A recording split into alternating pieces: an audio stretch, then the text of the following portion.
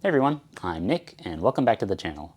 Today we're doing more work on my $850 Supercharged Range Rover and getting another step closer to getting it back on the road.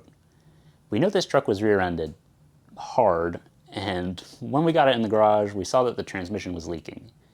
So far it looks like it's an issue with the transmission pan, so we're going to replace that as part of a transmission service, and hopefully that's all it needs. So let's get to it.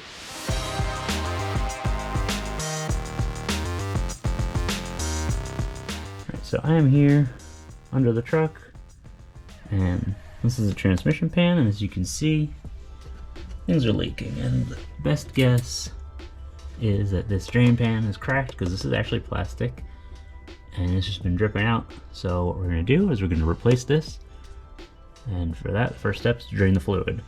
We'll also do all the service because the drain pan includes the filter. We'll have a new filter, we'll be putting fresh fluid in, and we will be taking care of the connector issue, which is where the wiring harness comes through.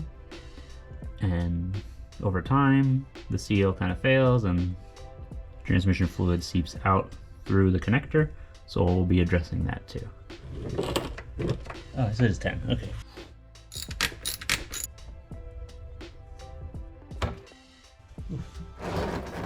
It's kind of dark, not too bad. Certainly see that.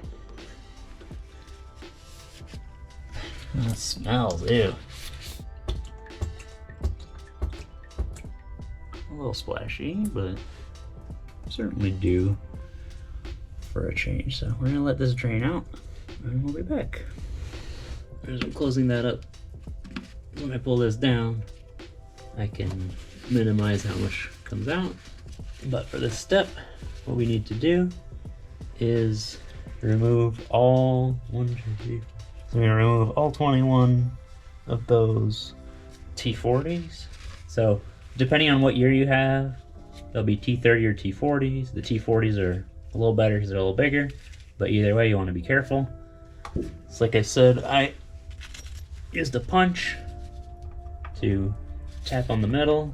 Actually used the back side of the punch, and that just hopefully help break it free before even, yeah, it shouldn't be too tight. I'm gonna just break them all free here. Okay. So it is possible that this was already serviced once in its life, because I think in this year the original pan came with T30s and these are T40s, so they may have been serviced. May need an extension for those.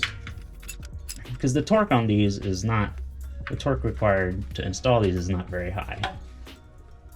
So it shouldn't be too hard to loosen these. Apparently, if it's the original pan, it can be a little more difficult, but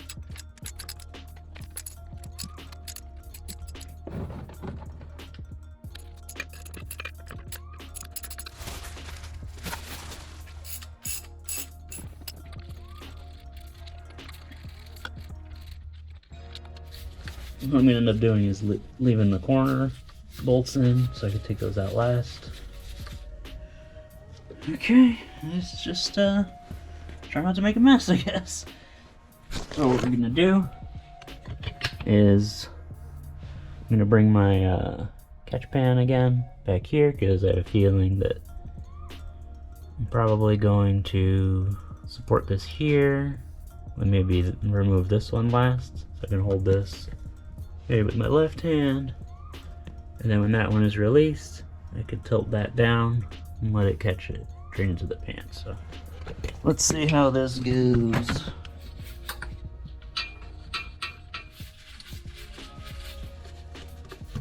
Oh, you can hear it detaching from the transmission.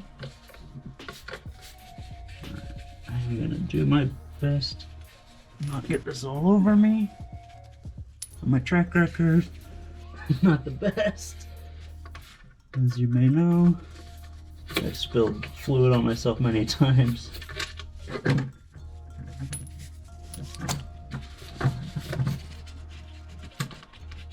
last one.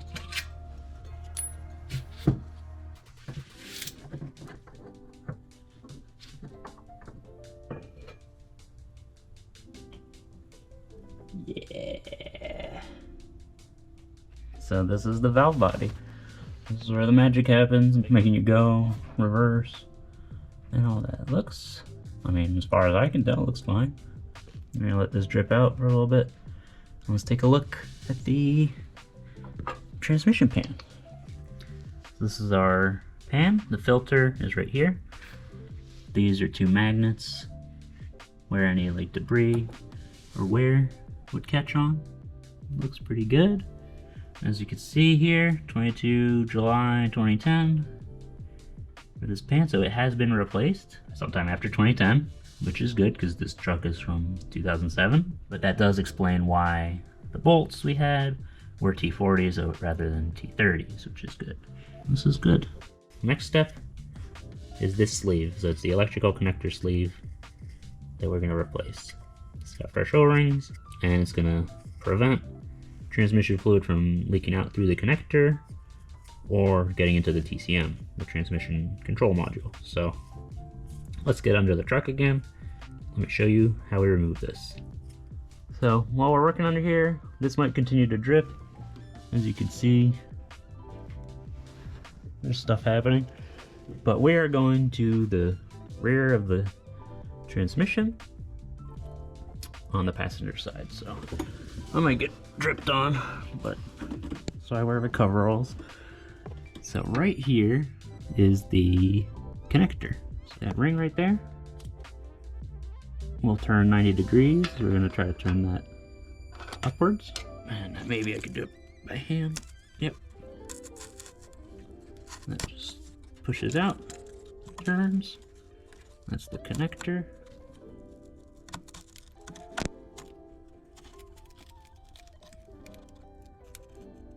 That's the connector here. Right here, we're gonna move that out of the way. I am actively being dripped on by this transmission. And now that is the sleeve that we're replacing. And to release it, this white tab is what we're gonna pull down. When you're working on this tab, be careful because you don't want to break it. To release it, you have to push on the little tab and pull straight down. So it will release it, bring it down like that. Now that should allow me to pull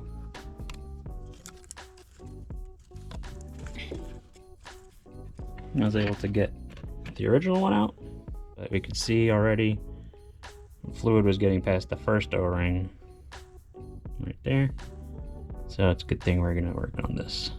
Now the way it went in is with that little tab in there towards the bottom, and this should only fit in one way because of how it's designed. Before I put the new one in, I'm gonna put a tiny bit of transmission fluid on the O-rings just so they don't roll up or anything. Got my new one. I'm gonna actually put some fresh gloves on so I don't introduce any dirt into anything. Getting the new sleeve in took some time, and I actually ended up needing to use a small pry bar to push it into place little by little by working my way around the edge. Oh, right in my face. Now with the new sleeve in, it might be a tight fit, so just make sure to lubricate it well and then like get a good grip on it, push it in. I used some Vaseline, that's what Rover Parts suggests as well, and that helped a lot. And once it's in far enough, that this tab right here will slide back into place. Just as a quick note, when you're releasing it, you pull on this little tab and it should come down, but it is secure right now. So with that in, I can get my connector back. I tucked it up out of the way. And we're gonna angle that in right here. And if you remember, the little ear went towards the top. So we're gonna line it up right there. And then it'll turn until it seats. And that is the sleeve replaced. Now, before we put the oil pan back on, I'm actually going to clean the mating surface. And for that, I have a microfiber and some brake clean. I'm gonna just rub around the edge, microfiber, and make sure it's as clean as it can be. Woo, I got a glove. Make sure you have good ventilation when you're working with brake clean. Now just a quick reminder, when you're putting your sleeve back in, make sure you don't force on this. You don't want this to break while you're working on it, because then it's a whole different repair you have to do. So be careful. Just be gentle. Right here we have our fresh transmission pan. We got our gasket.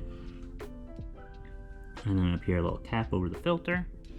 We want to make sure that the filter has the O-ring.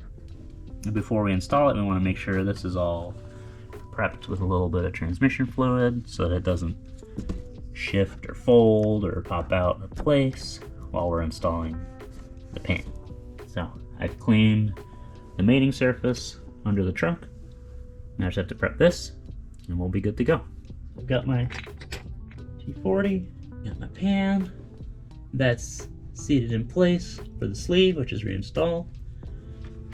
Got my prepped pan, so right here, that's where the filter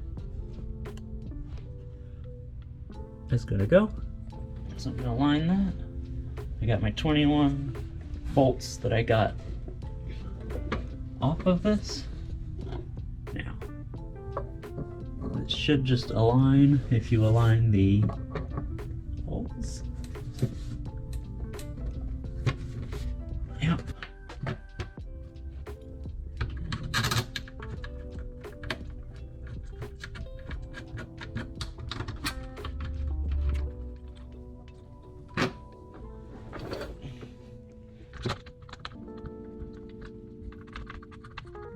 Now with 4 of these in, I can just let them go, and what I'm going to do is just get them hand tight, like just until they stop. And we don't want to torque it yet, because there is an order. We want to put them in.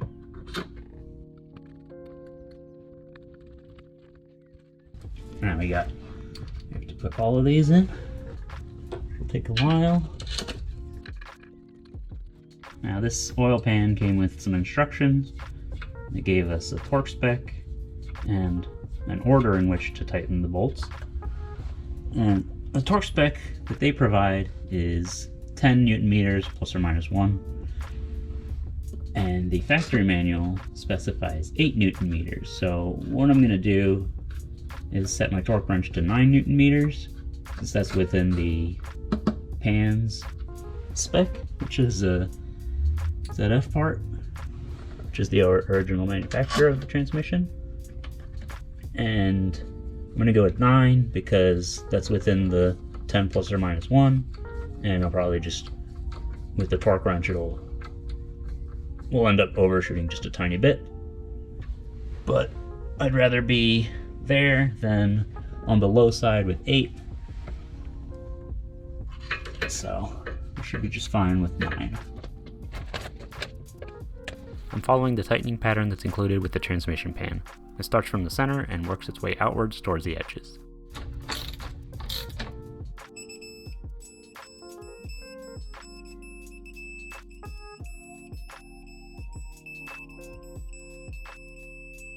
Okay, that is the transmission pan. I'm going to double check this, because apparently it has happened that installed from the factory at a too low or not set, and we want to make sure that's not going to leak.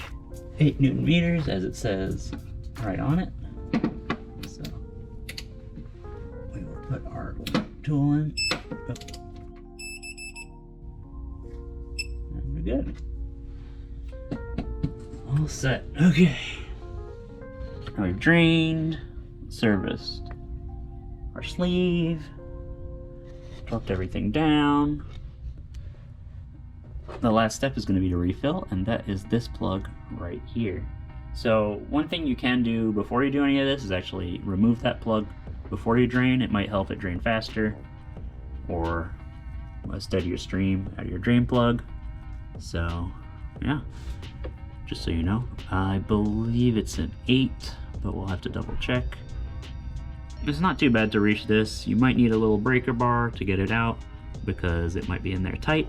Now when we refill this, we will find out, I guess, whether the oil pan was really the issue. I mean, it should be. Nothing looked suspicious on the casing itself at the mating surface, so we should be good.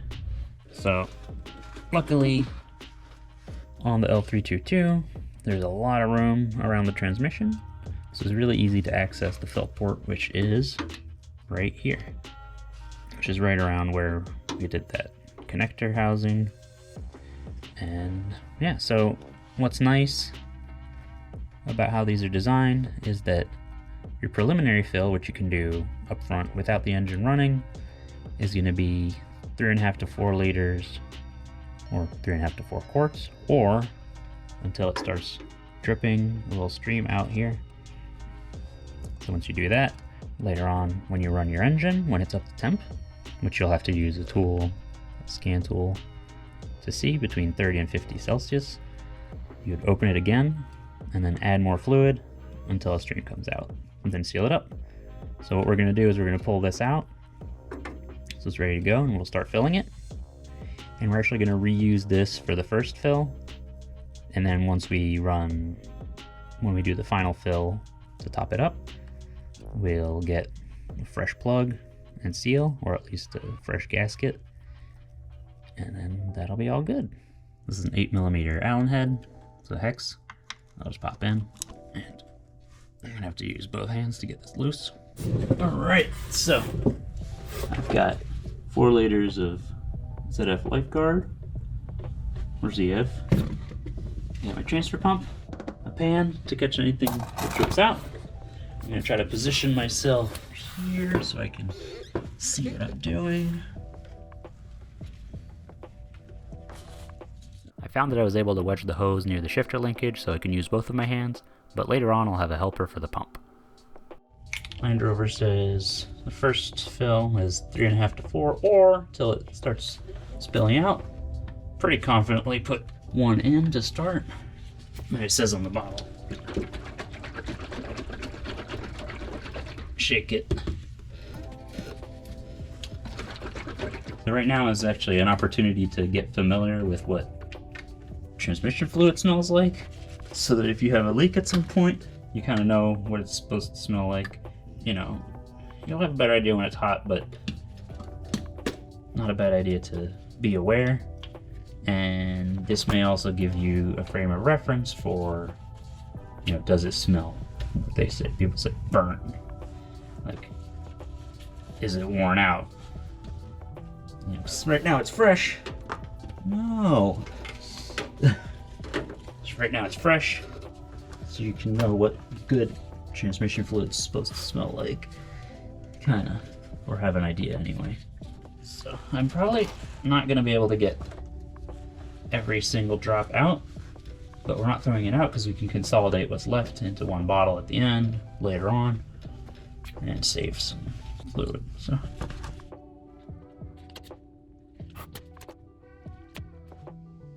for reference, I am gonna once in a while lift this to make sure it's not blocking fluid from coming out.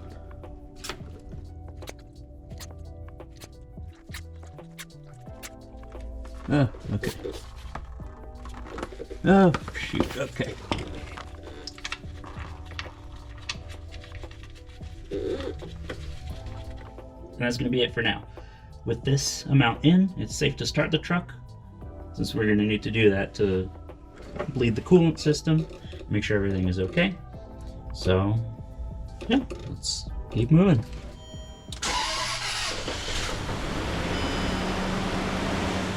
To finish filling the transmission, we need to run the engine and get the transmission into the right temperature range. To monitor the temperature, we'll use a scan tool that can show live temperature data. The range we need to be in for filling is 30 to 50 degrees Celsius, which is 86 to 122 degrees Fahrenheit.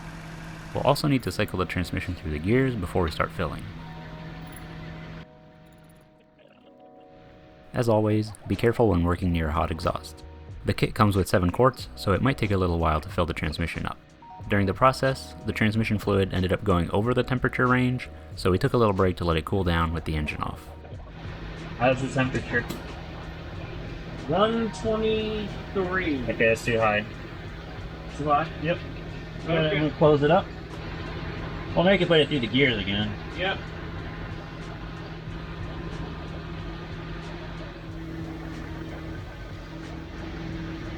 Okay.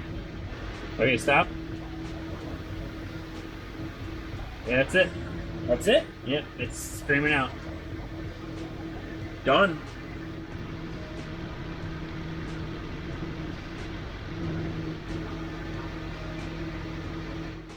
$35 Newton meters.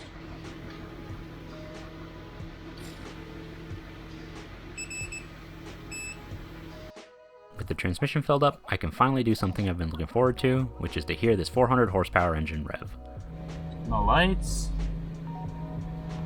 Should we give it a rev?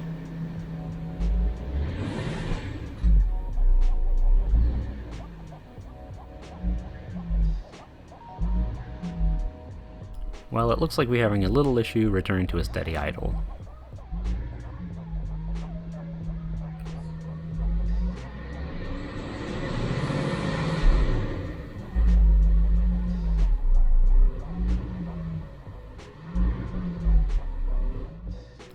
The issue getting back to a smooth idle could be a combination of a few things, like bad gas, a dirty mass airflow sensor, or a dirty throttle body, just like on the Range Rover Sport. We'll take care of all of that. And that's our transmission sorted. I think we got lucky. All we had to do was a transmission service that it was probably due for anyway. We'll need to test it on the road, but we still have work to do before we can do that. Next time, we'll take a closer look at the idle issue we're seeing, and we'll get started on fixing some of the other damage that totaled out this truck. Oh, and if you've rebuilt a totaled car or truck before, let me know in the comments what it was and how it went. Was it anything like this one? If you're enjoying this rebuild, don't forget to leave a like and subscribe so you don't miss the rest of it. Thanks for watching, and I'll see you next week.